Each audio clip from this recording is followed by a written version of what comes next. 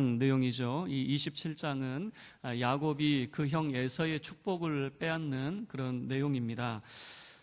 그러면 이제 이런 생각을 할 수 있어요. 자, 이 이야기는 과연 철없을 때 이 철부지 장난과 같은 것이었느냐? 그러면 나이를 좀 계산해 보면 되겠죠. 과연 철없을 때 벌어졌던 일이었던가? 이제 나이 계산은 거꾸로 들어가야 됩니다. 자, 요셉이 애굽에서 총리가 되었다는 사실을 여러분 잘 알고 있죠. 요셉이 애굽에서 30세의 총리가 되었습니다. 그로부터 한 10년이 지난 후에 자기 가족을 애굽으로 다 내려오도록 만듭니다. 그래서 야곱이 그 애굽에 내려갔을 때 자기 나이를 소개를 하는데 130살로 자기 나이를 소개를 하게 되어집니다. 자, 그러면 이렇게 생각해 볼 수가 있어요. 야곱하고 그 아들 요셉하고 나이가 몇 살 차이냐면 40년 정도 차이가 나는 거죠. 그러니까 이 야곱이 40년 정도 차이가 나는데, 자, 그러면 130살에서 40살을 빼면 몇 살이죠? 여러분 아침이라 모를 줄 알았는데 잘 아시네요. 그러니까 요셉을 낳을 때의 나이가 90세였단 말이에요. 90세 전후로 해가지고 요셉을 낳았다면, 그러면 야곱이 하란으로 떠났을 때 나이가, 자, 이 축복의 사건 때문에 하란으로 떠나게 되어지잖아요. 몇 살 때 떠났을까? 아무리 짧게 잡아도 80세 정도로 추정할 수가 있는 거죠. 자, 그러면 야곱의 나이 80세 때에 벌어진 일이라고 생각하면 여러분 지금 이것이 철없을 나이에 벌어진 이야기가 아니다 그 말입니다. 매우 진지한 그런 사건이다라고 하는 것을 우리가 생각해 볼 수가 있겠죠. 자, 그리고 이제 이 27장의 사건 때문에 어떤 일이 벌어집니까? 이 가족에 참 엄청난 그런 어려움이 생기게 되어지죠. 이 감히 아들이 아버지를 속여서 축복을 빼앗는, 이제 그래서 형이 동생을 죽이려고 하는 이 가족사를 보면, 여러분 이게 성경이니까 이런 말 하면 안 되지만 솔직히 이게 인간사로 따져보면 콩가루 같지 않아요? 좀 말이 심했나요? 솔직히 따지면 그래요. 아들이 아버지를 속여요.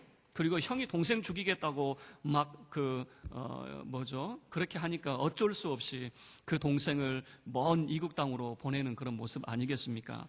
자, 그런데 문제의 발단을 우리가 한번 생각을 해보죠. 이 문제의 발단이 도대체 어디에서부터 시작이 되고 있는가 가만히 보면 전부 다 어머니 리브가에서부터 시작이 되고 있다라고 하는 거예요. 왜 그러냐면 그 어머니의 귀가 문제예요. 어머니가 듣지 말아야 될 이야기를 다 듣고 있어요. 그래서 제가 언뜻 보면 이 리브가의 귀는 소머지의 귀 같아요. 소머지가 누군지를 알아야 되는데, 소머지는 남들이 말하는 거 다 알아들어요. 그죠? 그냥 은밀하게 말하는 내용들을 다 알아듣는단 말이에요. 자, 자기 남편하고 아들 에서하고 이야기하는 그 은밀한 대화를 누가 엿듣게 되어지냐면은 이게 이 리브가가 듣게 되어지는 거예요. 그리고 나중에 또 이 에서가 자기 또 동생을 죽이려고 하는 그런 마음을 갖거든요. 이것도 은밀한 그런 작전이었던 것 같아요. 그런데 그 이야기도 리브가는 들어요. 그러니까 이 소머지 같은 귀를 가진 리브가라고 하는 거죠. 그리고 이 리브가가 뭐가 문제가 되어지냐면, 제가 가만히 보면 리브가는요 강남 엄마 같아요. 강남 엄마. 왜냐하면 야곱은 자기가 하고 싶어서 한 게 하나도 없어요. 엄마가 하라니까 다 했어요. 가서 그 형 에서의 축복을 빼앗아 와. 그래서 빼앗아 왔던 것이고, 형이 너 죽이려고 하니까 너 멀리 피신 좀 가 있어. 그래서 가게 되어졌지, 야곱이 자기가 주도적으로 한 것은 아무것도 없거든요. 전부 다 누가 하고 있어요? 여러분 성경 자세히 보시면요, 엄마가 문제예요. 엄마가. 리브가가 문제란 말이에요. 그런데 이 리브가의 모습을 보면 누구의 모습이 떠오르게 되어지냐면 사라의 모습이 떠오르게 되어집니다. 자기의 시어머니 사라의 모습이었어요. 자, 왜 그러냐면 아브라함이 하나님 앞에 이렇게 이야기했어요. 나의 상속자가 누구인가? 아브라함이 하나님 앞에 이야기할 때 나의 상속자는, 하나님이 내게 아들을 안 주실 때에는 이 다메섹의 종이 내 상속자입니다. 그렇게 이야기했어요, 아브라함이. 그리고 난 다음에 하나님께서 그 아들을 주실 때에는 또 뭐라고 이야기했냐면은, 하나님께서 내게 주신 이 하갈의 아들인 이 이스마엘이 하나님 앞에 살기를 원합니다라고 하는 이스마엘을 상속자로 세우려고 그랬어요. 그런데 적극적으로 이 사람이 아니다라고 했던 사람이 누구냐면 사라였어요. 이삭이, 내가 낳은 아들 이삭이 상속자여야 됩니다라고 아브라함에게 적극적으로 이야기했던 사람이 사라였거든요. 마찬가지로 이 리브가도 마찬가지예요. 이 이삭의 상속자가 누구여야 되는가라고 하는 것을 적극적으로 풀어가는 사람이 누구냐면 바로 이 리브가가 적극적으로 풀어가고 있다라고 하는 것을 알 수가 있습니다. 자, 그러면 오늘 이 27장의 이야기를 우리가 이 엄마 리브가의 입장에서 한번 살펴보도록 하겠습니다. 먼저 이 리브가의 근심을 우리가 이제 살펴볼 수가 있는데요. 자, 창세기 26장 34절과 35절 말씀을 먼저 보세요. 27장에 들어가기 전에 이 단순한 이야기 같은데 이 가정 가운데 있는 좀 불안한 그런 기운을 살펴볼 수가 있습니다. 어떤 내용이 기록이 되어 있습니까? 40세에 지금 예서가 결혼을 했습니다. 예서가 결혼을 했는데 어떤 사람하고 결혼을 했냐면 헷 족속의 딸들과 결혼을 했다라고 하는 거예요. 여러분, 헷 족속이라고 하면 가나안의 여자들과 결혼을 했다는 것입니다. 자, 이것 때문에 26장 35절 말씀을 보면 그들이 이삭과 리브가의 마음이 근심이 되었더라라고 하는 그런 표현을 쓰고 있는 것입니다. 근심이 되었다라고 하는 것은요, 지속적으로 그들의 마음을 괴롭혔다, 그들의 영혼을 괴롭히고 있었다라고 하는 것입니다. 그러니까 이 며느리들이 마음에 안 들었다라고 하는 그런 표현이겠죠. 그리고 난 다음에 여러분 27장 이제 끄트머리 가게 되어지면은 야곱을 하란으로 보낼 때에 이 리브가가 했던 이야기가 있습니다. 그 남편에게 뭐라고 이야기하는지 27장 46절 한번 보세요. 27장 46절 말씀을 보시면은 이 리브가가 그 며느리들이 얼마나 싫었는지 그 싫은 이야기를 지금 하고 있는 겁니다. 자, 46절 보세요. 리브가가 이삭에게 이르되 내가 햇사람의 딸들로 말미암아 내 삶이 싫어졌거늘, 자기 삶이 싫어졌다 그 말입니다. 그리고 야곱이 만일 이 땅의 딸들 곧 그들과 같은 햇사람의 딸들 중에서 아내를 맞이하면 내 삶이 내게 무슨 재미가 있으리까. 여러분, 지금 이 말을 직역을 하게 되어지면 이런 겁니다. 내 삶이 싫어졌거늘이라고 하는 표현은 뭐냐면 내가 햇사람의 딸들과 얼굴 마주보고 사는 것이 내가 살아있는 자체가 소름 끼칠 정도입니다 라고 하는 그런 말이에요. 그러니까 도저히 얘네들하고는 내가 못 살겠습니다라고 하는 것이에요. 그리고 또 뭐라고 이야기합니까? 내 삶이 내게 무슨 재미가 있겠습니까? 라고 하는 말은 무슨 말이냐면 내가 얘네들과 같이 산다면 내 삶이 아무 의미가 없습니다. 사는 것이 아니라 죽느니만 못하겠습니다 라고 하는 그 며느리들과 그런 관계가 무척 안 좋다라고 하는 것을 보여주는 거죠.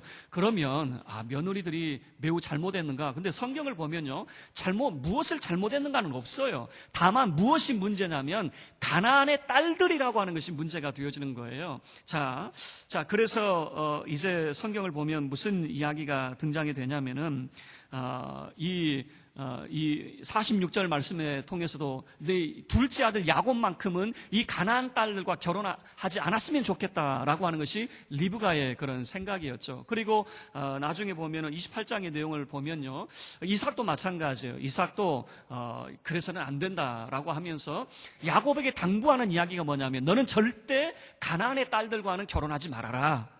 가나안의 딸들 중에서는 아내를 취하지 말고 저 하란으로 가서 우리 친족 중에서 아내를 삼아야 된다라고 하는 야곱에게 신신당부를 하게 되어집니다. 그리고 이제 에서도 자기 아내들이 부모님을 만족시키지 못한다는 것을 알게 되어져요. 그래서 어떻게 하게 되어지냐면 자기 친족이었던 이스마엘의 딸과 결혼을 하게 되어지거든요. 자, 그러면 며느리들이 품행이 잘못되었다 그 말은 아닌 것 같아요. 문제는 뭐냐면 아마 이 가나안의 딸들과 결혼했다라고 하는 자체가 문제였다라고 하는 것이죠. 자, 이런 근심이 이 리브가에게 있었다라고 하는 것을 보여주고 있는 것이죠. 자, 그리고 난 다음에 이제 27장 1절부터 40절까지의 내용은 이 긴 이야기를 통해서 리브가는 야곱에게 형 에서의 축복을 가로채도록 이 권유를 하게 되어집니다.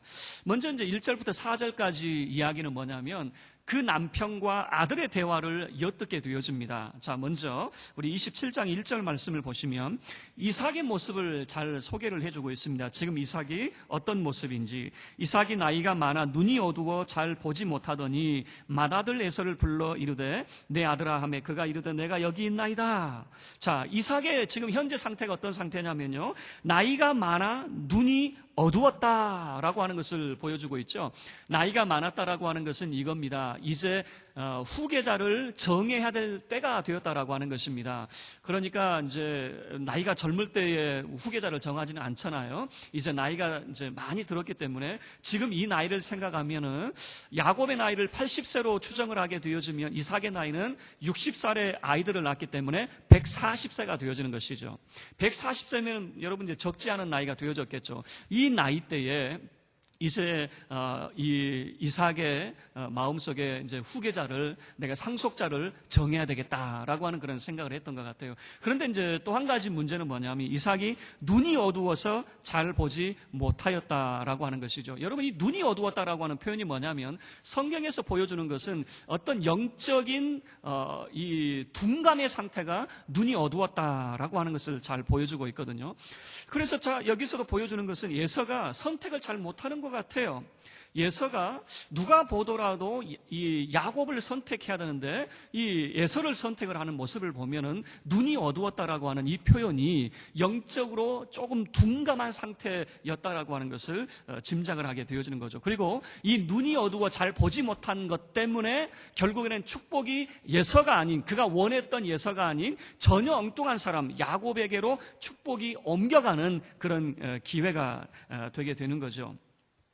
자, 그리고 이제 이 남편이 아들에게 무슨 은밀한 이야기를 하냐면, 야, 내가 지금 나이가 내가 많아가지고 죽을 때가 됐다. 가만 보니까 내가 언제 죽을지 몰라. 내 눈도 어두워진 거 보니까는 이제 차츰차츰 기력도 이제 희미해지고 이제 내가 언제 죽을지 모르니까, 야, 이렇게 하자.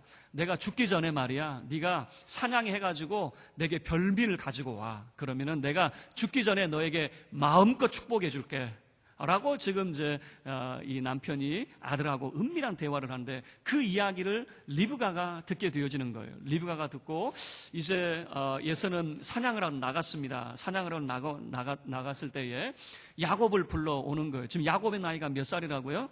우리 추정하는 나이가 80세예요. 여러분, 예서는요 정말 부모 속을 좀 덜 썩일 것 같아요. 40살에 알아서 장가 갔죠. 비록 좀 부모 마음은 안 들었지만 40살에 장가를 갔는데 야곱은요 80이 돼도 장가 갔어요, 못 갔어요? 80이 돼도 장가도 못 가고 엄마 품속에서 지금 있잖아요. 이런 문제덩어리가 세상에 어디 있습니까? 그런데 이 야곱을 불러왔어요. 이만저만한 이야기를 들려주는 거예요. 지금 네 아버지가 이게 지금 죽을 때가 됐다고 생각을 하는 것 같아.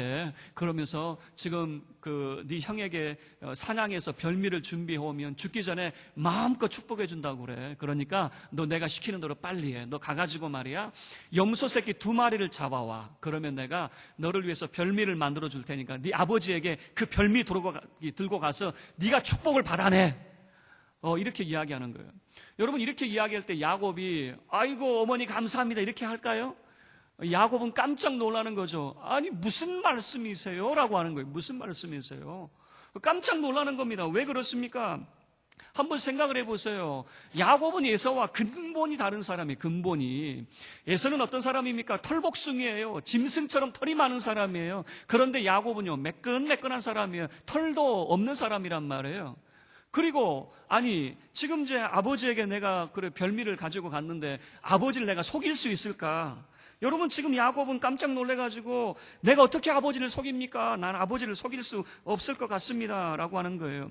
현실적인 문제도 있습니다. 현실적인 문제는 털이 없습니다. 그리고 또한 걱정은 뭐냐면은 아버지 앞에 갔는데 말이죠.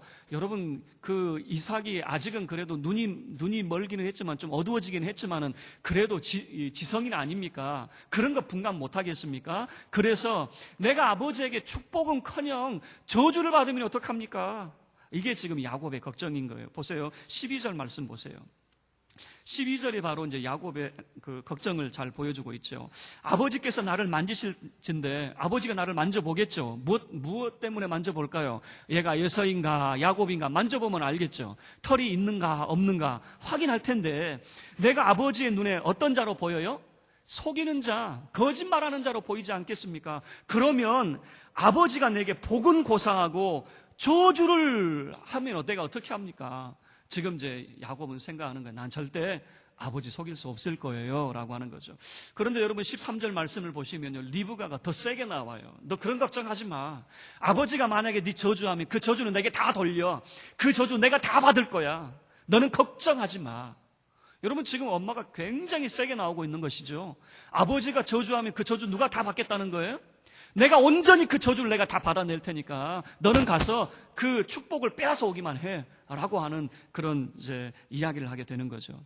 자, 그래서 어떻게 합니까? 너무 이 리브가가 세게 나오니까 아마도 이 야곱은 그런 거 아니겠습니까? 이 엄마 품속에 있으면서 엄마가 시키는 대로만 지금까지 해왔던 그런 모습이었는지 찍소리 못하고 하게 되어집니다. 가서 염소 새끼 두 마리를 이제 잡아와요. 이제 그럴 때에 리브가가 그것을 요리를 맛있게 합니다. 이제 별미를 만드는 거예요. 그 아버지가 좋아하는 그런 이 요상한 별미, 그러니까 예서가 만들 법한 그런 별미를 쫙 만들어냅니다. 그리고 야곱에게 이 예서의 좋은 옷을 또 입히게 되어집니다. 그리고 이 염소 새끼 가죽을 그 손과 목에다가 이렇게 붙여주는 거예요. 왜 그러냐면은 아버지가 만질 곳이 어디냐면 손과 목 부분이 될 것 같아요. 그래서 가장 매끈매끈한 부분이 바로 이 목과 이제 손 부분이니까 여기에다가 염소 새끼 가죽을 이렇게 덮이게 되는 거죠. 그리고 떡과 포도주를 준비해가지고 아버지의 장막으로 들여 보냅니다. 여러분 야곱은 얼마나 떨었겠습니까? 얼마나 두려운 마음으로 그 별미를 들고 들어갔겠습니까? 왜 그러냐면은 야곱은 걸릴까봐 내가 아버지를 어떻게 속일 수 있을까? 이제 그런 생각을 했잖아요. 여러분은 아니나 다를까? 이 야곱으로 하여금 식은땀 줄줄줄 흘리게 만드는 그런 일이 이제 벌어지게 되는 거죠. 이제 아버지의 장막으로 들어갑니다. 아버지의 장막으로 들어가는데 역시나 예상이 벗어나지 않아요. 그냥 이삭이 얌전하게 그 고기 받아먹지 않습니다. 의심을 하기 시작을 하는 거죠. 자, 먼저 무슨 의심을 하게 되어지냐면 20절 말씀을 보면 너 이렇게 빨리 왔어? 라고 하는 거예요. 너 벌써 이렇게 사냥을 이렇게 빨리 했어? 라고 하는 거예요. 이렇게 빨리 돌아올 리가 없는데 이제 이런 겁니다. 지금 이제 그 예서에게 네가 별미를 준비해라 그러면 어느 정도 일정 시간이 지나야 되잖아요. 그런데 이거는 말하자마자 마치 준비했다는 듯이 지금 가지고 왔으니까 너 이렇게 빨리 왔어? 이게 이제 첫 번째 의심이 되어지는 거죠. 그랬을 때 20절 말씀을 보면 야곱이 둘러치는데 누구 이름을 팔아먹습니까? 하나님 이름을 팔아먹는 거예요. 아버지의 하나님, 그분이 순적히 다 예비해 놓으셨더라고요. 이렇게 소위 말해서 거짓말을 하는 거죠. 아버지 하나님께서 내가 이 사냥감도 빨리 준비할 수 있도록 준비해 놓으셨습니다라고 하는 것이죠. 그리고 이제 또 의심을 하는 거예요. 이제 22절 말씀을 이제 보면요, 야, 네 음성은 아무리 봐도 야곱의 음성인데. 네 목소리를 들어보니까 내 아들 예서의 음성이 아니야. 너 가까이 한번 와봐봐. 그러니까 눈은 어두워서 잘 안 보이니까. 근데 만져봤어요. 만져보니까 어떻습니까? 그 예서처럼 털 부분이 이렇게 만져지잖아요. 그러니까 이 아버지가 고개를 갸우뚱하는 것 아니겠습니까? 음성은 야곱의 음성인데 이 몸을 만져보니 또 예서의 몸 아닙니까? 이게 이상하다라고 하는 거죠. 그래서 재차 확인을 하게 되어집니다. 24절 말씀이 너 진짜 예서 맞아? 라고 이제 확인을 하는 거예요. 그런데 뻔뻔한 야곱이 뭐라고 합니까? 네, 나 예서 맞아요. 라고 뻔뻔하게 대답을 하는 거예요. 자, 이 모든 것을 다 확인을 하고 난 다음에 이제 그 아버지가 그럼 너 가까이 와봐 라고 하는 거예요. 그리고 그 음식을 다 먹고 난 다음에 그 아들의 옷의 냄새를 한번 맡아봅니다. 냄새를 맡아봤더니 그의 아들 장자의 그런 냄새였거든요. 그래서 27절부터 29절까지의 그런 축복을 해주게 되어지는 거죠. 자, 우리 함께 27절부터 29절까지 다시 한번 우리 합독하도록 하겠습니다. 어떤 축복이었는지. 자, 시작. 그가 가까이 가서 그에게 입 맞추니 아버지가 그의 옷에 향취를 맡고 그에게 축복하여 이르되 내 아들의 향취는 여호와께서 복 주신 밭의 향취로다. 하나님은 하늘의 이슬과 땅의 기름짐이며 풍성한 곡식과 포도주를 내게 주시기를 원하노라. 만민이 너를 섬기고 열국이 내게 굴복하리니 내가 형제들의 주가 되고 내 어머니의 아들들이 내게 굴복하며 너를 저주하는 자는 저주를 받고 너를 축복하는 자는 복을 받기를 원하노라. 아멘. 이 이삭이 야곱에게 축복했던 이 축복이 우리 사랑하는 성도 여러분들에게 임하는 축복이 되기를 주의 이름으로 축원합니다. 여러분, 도대체 이 이야기가 무슨 이야기일까? 이 이야기가 여러분 한마디로 무슨 내용을 담고 있는가? 이제 뒤에 가면은 한마디로 이야기가 되어져 있어요. 자, 그러면 뒤에 가서 이 내용이 구체적으로 무엇인지는 다시 한번 살펴보기로 하고요. 참 또 이제 드라마틱한 그런 일이 벌어집니다. 지금 야곱이 아버지에게 축복을 받고 나오자마자 누가 들어오기 시작하냐면 예서가 사냥하고 들어오기 시작을 해요. 여러분, 이게 이제 드라마로 이게 짠다면 완전히 각본 없는 드라마는 아닙니까? 하마터면 야곱은 큰일 날 뻔했어요. 아버지에게 들킬 뻔도 했지만 또 누구에게도 들킬 뻔했어요? 그의 형에게 하마터면 들킬 뻔했잖아요. 왜냐하면 나가자마자 지금 형이 딱 들어왔잖아요. 만약에 야곱이 그 자리에서 축복을 받기 직전에 형이 들어왔으면 어떻게 됐을까요? 그 자리에서 바로 저주를 받게 되어졌겠죠. 여러분, 이건 생각만 해도 끔찍한 이야기거든요. 여러분, 이게 만약에 이게 드라마를 써도 이런 드라마가 세상에 또 있을까 싶을 정도로. 그래서 30절 말씀을 보세요. 이삭이 야곱에게 축복하기를 마침에 야곱이 그의 아버지 이삭 앞에서 나가자마자 곧 그의 형 에서가 사냥하여 돌아온지라. 여러분, 기가 막힌 일이, 드라마틱한 지금 일이 벌어지고 있는 거죠. 그리고 예서도 이제 열심히 별미를 준비합니다. 별미를 준비해서 이제 아버지의 장막으로 들어가는 거죠. 장막에 들어가서 막 이게 입은 찢어졌겠죠. 왜냐하면 아버지가 내게 마음껏 축복해 주신다는데 그 축복을 받기 직전이니까 얼마나 기쁘겠습니까? 자, 지금 이 별미를 준비해서 들어갔습니다. 아버지, 저 예서가 왔어요. 이 별미 마음껏 드시고 제게 축복해 주세요. 라고 했는데 그냥 아버지가 부들부들 떨고 있는 거예요. 무엇이라? 이게 무슨 말이야? 아버지가 부들부들 떨고 있는 거예요. 아니, 지금 아버지가 내게 축복을 해줘야 되는데 부들부들 떨고 있으니까 아버지 왜 그러세요? 아니, 내가 방금 전에 축복을 다 해주는데, 방금 내가 애써 축복해줬는데 너 누구야? 아, 알고 보니 이제 상황이 이제 이해가 되는 거죠. 그래, 그 음성이 야곱의 음성이었는데 이 야곱이었구나, 야곱. 그래서 이제 이야기를 하는 거죠. 내가 이미 네 동생 야곱에게 축복을 다 해줘 버렸어. 어떡하냐? 너에게 줄 것이 없다. 그러니까 이 말을 듣고 여러분, 지금 별미를 들고 갔던 이 에서가 어떻게 했겠습니까? 입이 찢어졌다가 갑자기 대성통곡을 하는 겁니다. 아니, 아버지, 그러면 안 되죠. 아버지, 내게도 복을 주셔야지요. 대성통곡을 하는 거예요. 그리고 그러면서 한다는 말이, 걔 이름이 야곱이지 않습니까? 야곱이 뭡니까? 사기꾼 아닙니까? 사기꾼. 이게 나를 속인 것이 이번이 첫 번이 아니고 두 번째입니다. 아버지만 속인 게 아니고 첫 번째는 장자의 명분도 빼앗아가더니 이제는 내 축복마저 빼앗아갑니까? 이렇게 이제 대성통곡을 하게 되어지는 거죠. 그리고 이제 계속해서 예서가 그 아버지에게 간청을 하는 거예요. 아버지, 내게 빌복이 남아있지 않아요. 내게도 축복을 해주세요라고 하는 거예요. 그럴 때 여러분 37절 말씀을 보세요. 자, 이 아버지가 야곱에게 했던 축복의 내용이 무엇이었는가라고 하는 것을 잘 보여주는 것이 37절의 내용입니다. 자, 37절 우리 함께 합독하겠습니다. 시작.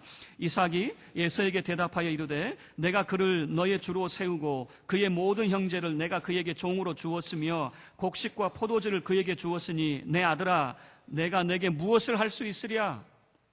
여러분, 지금 축복의 내용이 무엇인지를 잘 보여주고 있죠. 내가 그를 너의 주로 세워버렸어. 그리고 그의 모든 형제를 내가 그에게 종으로 주었어. 뿐만 아니라 곡식과 포도주를 그에게 다 주었어.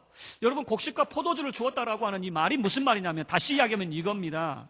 누가 하나님의 나라, 바로 아브라함에게 약속하셨던 그 약속의 땅을 상속받을 자인가라고 하는 것을 보여주는 것인데, 누가 상속자이냐? 27절부터 29절까지가 보여주는 이야기는 바로 지금 내가 축복하는 이 사람이 상속자이다라고 하는 것을 보여주고 있는 거예요. 그 땅의 상속자라고 하는 것을 보여주고 있단 말이에요. 여러분, 이게 무슨 말인 줄 아세요? 그래서 나중에 예서는 어떻게 하냐면요, 이 예서는 가나안 땅을 떠나게 되어집니다. 왜냐하면 예서는 가나안 땅의 상속자가 될 수 없었기 때문에 세일산이라고 하는 곳으로 그는 떠나가게 되어지는 거예요. 가나안을 떠날 수밖에 없는 거예요. 하나님의 약속의 땅을 누가 상속을 받게 되어지느냐? 이게 바로 이 축복의 핵심이었다라고 하는 것이에요. 그런데 예서는요, 이해하지 못했어요. 여러분 38절 말씀을 보셔요. 38절 말씀을 보시면 예서가 아버지에게 이르되 내 아버지여, 아버지가 빌 복이 이 하나뿐입니까? 이 하나뿐입니까? 라고 하는 거예요. 다른 복들이 있지 않습니까? 여러분 생각을 해보세요. 많은 복이 있죠. 자녀의 복, 건강의 복, 물질의 복, 명예의 복, 많은 복이 있잖아요. 그런데 복이 이 하나뿐입니까? 이 하나가 도대체 무엇인데요? 하나님의 약속의 땅을 유업으로 이어받을 것, 바로 하나님의 나라에 대한 것을 말하고 있거든요. 이 하나밖에 없습니까? 그래서 이 아버지가 뭐라고 이야기합니까? 이 하나밖에 없어. 이 하나밖에 없어라고 이야기하는 거예요. 왜요? 여러분, 하나님의 백성이 받을 유일한 복이 있다면 하나님의 나라를 상속받는 것입니다. 하나님의 나라를 상속받는 것보다 더 큰 복이 없는 거예요. 그래서 이삭이 죽기 전에 마음껏 축복해주고 싶었던 것이 무엇이냐면, 지금 자녀들을 80년 동안 봐왔어요. 이 에서와 야곱을 봐왔어요. 그런데 아버지의 마음을 흡족해 하는 사람은 누구였냐면 그 장자였던 에서였단 말이에요. 야곱은 형편없는 아들이었어요. 그래서 그 아버지는 마음껏 예서를 축복해 주기를 원했는데, 그러나 하나님은 누구를 선택하고 계셨죠? 하나님은 이 에서가 아닌 야곱을 선택하고 있었어요. 그것을 우리가 어떻게 알 수 있습니까? 이 리브가가 임신을 했을 때 이 쌍태가 서로 싸우게 되어지죠. 그럴 때 하나님께서 리브가에게 들려주셨던 말씀이 뭡니까? 이 둘이 지금 서로 싸우고 있습니다. 이 싸우고 있는데 한 사람은 강한 사람이고 한 사람은 약한 사람이 되어집니다. 그런데 큰 자가 어린 자를 섬기게 되어질 것이다 라고 하는 것이 하나님의 말씀이었어요. 강한 자가 이 약한 자를 섬기게 되어질 것이다. 여러분, 강한 자가 누굽니까? 분명하게 나타났어요. 예서는 강한 자요. 그리고 약한 자는 누굽니까? 야곱이 약한 자입니다. 그런데 아버지는 강한 자를 축복해 주기를 원했지만 하나님은 누구를 축복해 주기를 원했다고요? 약한 자를. 그래서 리브가를 통해서 약한 자에게 축복이 옮겨가고 있는 것이죠. 그런데 예서가 왜 축복을 받지 못하는가라고 하는 것을 잘 보여줘요. 이 예서는 하나님의 나라를 유업으로 받는 것이 얼마나 큰 복인지를 몰라요. 그래서 뭐라고 이야기합니까? 다른 복이요, 다른 복. 아버지께서 내게 빌어줄 복이 이 하나밖에 없습니까? 라고 이야기하잖아요. 내게 다른 복을 달라는 거죠. 그런데 그 아버지는 다른 복을 빌어주지 않아요. 왜냐하면 다른 복은 없어요. 하나님 나라에 그 복이 유일한 복이 되어지기 때문에 다른 복을 빌어주지 않는 거죠. 자, 그리고 난 다음에 이제 41절 말씀을 보셔요. 41절 말씀을 보면 이제 예서가 이를 부득 알게 되어지는 겁니다. 그리고 예서 그 동생을 죽이려고 마음을 먹고 있는 거예요. 41절, 그의 아버지가 야곱에게 축복한 그 축복으로 말미암아 예서가 야곱을 미워하여 심중에 이르기를, 여러분 마음속으로 지금 계획하고 있는 겁니다. 아버지를 곡할 때가 가까웠은즉 내가 내 아우 야곱을 죽이리라. 그러죠? 지금 마음속에서 지금 계획을 하고 있는 거예요. 그런데 이 사실도 리브가가 알게 되어져요. 42절 보세요. 맏아들 예서의 이 말이 리브가에게 들림에, 참 신기하죠. 리브가는 다 알아요. 은밀하게 대화하는 것들을 다 알아내버려요. 그런데 여기서 들렸다라고 하는 이 말은 뭐냐면요, 이런 의미를 가지고 있는 거예요. 그러니까 예서가 은밀한 중에 자기 식구들과 이야기를 하고 있겠죠. 지금 아버지가 곡할 때가 됐는데 아버지 돌아가시기만 해봐. 내가 이 야곱 가만두지 않을 거야. 내가 이놈 죽여버리고 말 거야. 라고 하는 이 은밀한 대화를 들었다 그 말입니다. 자기들끼리 하는 이야기를 리브가가 또 들었어요. 그래가지고 어떻게 합니까? 그 아들 이제 야곱을 불러다가, 야, 네 형 예서가 말이야, 너를 죽여 그 한을 풀려고 한다. 너 빨리 피신해야 되겠다. 그래서 43절에서 이제 보여주는 것은 내 하란으로 도망가서 내 오라비 라반에게로 너 피신해야 되겠다라고 하는 것을 말하게 되어지는 거죠. 그리고 이제 45절 말씀 보세요. 마지막이네요. 45절 보세요. 내 형의 분노가 풀려 내가 자기에게 행한 것을 잊어버리거든 내가 곧 사람을 보내어 너를 거기서 불러오리라. 어찌 하루에 너희 둘을 이르랴. 여러분, 지금 리브가의 입장에서는 예서도 아들이고 야곱도 아들입니다. 여러분 생각을 하셔야 돼요. 만약에 이 둘 가운데 살인이 나게 되어지면 두 아들을 한꺼번에 잃을 판입니다. 그래서 리브가가 하는 걱정은 무엇이냐면은 네가 빨리 하란으로 가라. 네가 도망을 가야 되겠다. 그래야 돼. 그리고 만약에 네 형이 마음이 풀리면 내가 사람을 보낼 테니까 몇 날만 네가 거기서 좀 있다 와라. 여러분 그 몇 날이 몇 년 걸린지 아시죠? 몇 날이 20년 걸렸어요. 우리가 성경의 그런 이야기를 쭉 살펴보면 두 번 다시 그 어머니는 야곱을 못 본 것 같아요. 그냥 며칠 있다가 예사가 화가 풀리면 너를 데리러 올게, 내가 사람을 보내서 너 데리러 올게 했는데 그날이 20년 걸리고, 그리고 두 번 다시는 이 모자간에는 서로 얼굴을 보지 못했다라고 하는 것을 성경이 우리에게 보여주는 것 같아요. 자, 말씀을 마치도록 하겠습니다. 여러분, 우리가 이제 이 말씀을 통해서 리브가가 모든 것을 적극적으로 지금 행동을 하고 있습니다. 야곱에게 축복도 빼앗아 오라고 이야기하고, 또 야곱에게 하란으로 도망가라라고 하는 것도 이 리브가가 모든 것을 주도를 하고 있는 것이죠. 여러분, 리브가가 생각할 때 이런 겁니다. 그가 이 아이들을 그 뱃속에 임신했을 때 하나님의 말씀이 있었습니다. 하나님의 말씀은 반드시 큰 자가 이 약한 자를, 이 어린 자를 섬기게 될 것이다라고 하는 하나님의 말씀이었습니다. 그리고 이제 실질적으로 그 말씀이 응답되어지고 이루어지는 것을 그는 보게 되어지는 거죠. 바로 자기의 남편이 야곱에게 축복해주는 그 내용을 통해서 확인을 하게 되어지는 거죠.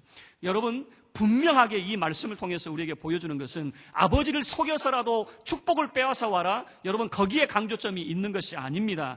분명한 것은 여러분, 지금 이 이삭이 했던 그 말을 통해서도 우리가 확인해 볼 수 있는 것은 무엇이냐면, 에서가 바라는 것은 세상적인 복락이었던 것 같아요. 자기 아버지가 자기에게 축복해 주는 것이 세상적인 복락이었던 것 같은데, 이삭이 해줬던 복은 무엇이냐면 단 하나였습니다. 아브라함이 이삭에게 주었던 그 복, 그리고 이삭이 그 아들에게 줄 수 있는 복은 무엇이냐면 하나님의 나라의 유업을 누가 이을 것인가 라고 하는 것이었어요. 그래서 다른 복을 내게 주옵소서라고 했을 때 이삭은 단호하게 말했어요. 다른 복은 없어라고 하는 거예요. 다른 복은 없어. 왜 다른 복은 없습니까? 하나님 나라에서 살아가는 복이 최고의 복이기 때문에 다른 복은 없다라고 이야기하게 되어지는 거죠. 여러분, 말씀을 마칠게요. 저와 여러분은 어떤 복을 추구를 하고 있습니까? 우리가 예수 믿으면 잘 된다라고 여러분 생각을 하고 있습니다. 하나님께서 우리에게 복을 주시기를 우리는 기원하면서 주님 앞에 나오고 있습니다. 과연 주님 앞에 우리는 무슨 복을 구하고 있는가 그 말이에요. 예서처럼 정말 세상적인 물질의 복, 명예의 복, 자녀의 복, 건강의 복, 이런 복들만을 구하고 있는지, 다른 복은 없습니까? 다른 복은 없습니까? 이렇게 말하고 있지 않는지. 여러분, 세상에서 가장 큰 복이 있다면 하나님의 나라를 유업으로 받는 것이 가장 큰 복이 되어진다는 사실을 여러분 믿으시길 바랍니다. 그래서 지금 이삭이 야곱에게 해줬던 이 축복이 바로 여러분이 받는 축복이 되어지기를 원합니다. 우리 27절부터 29절까지 다시 한번 우리 합독하고 말씀을 마치도록 하겠습니다. 우리 27절부터 29절까지 함께 합독하겠습니다. 시작. 그가 가까이 가서 그에게 입맞추니 아버지가 그의 옷의 향취를 맡고 그에게 축복하여 이르되, 내 아들의 향취는 여호와께서 복주신 밭의 향취로다. 하나님은 하늘의 이슬과 땅의 기름짐이며 풍성한 곡식과 포도주를 내게 주시기를 원하노라. 만민이 너를 섬기고 열국이 내게 굴복하리니 내가 형제들의 주가 되고 내 어머니의 아들들이 내게 굴복하며, 너를 저주하는 자는 저주를 받고 너를 축복하는 자는 복을 받기를 원하노라. 저와 여러분이 이 이삭이 그 아들에게 주었던 이 축복을 참으로 받는 복의 사람이 되기를 주의 이름으로 축원합니다. 다 같이 자리에서 일어서서 우리 함께 찬양하도록 하겠습니다. 하나님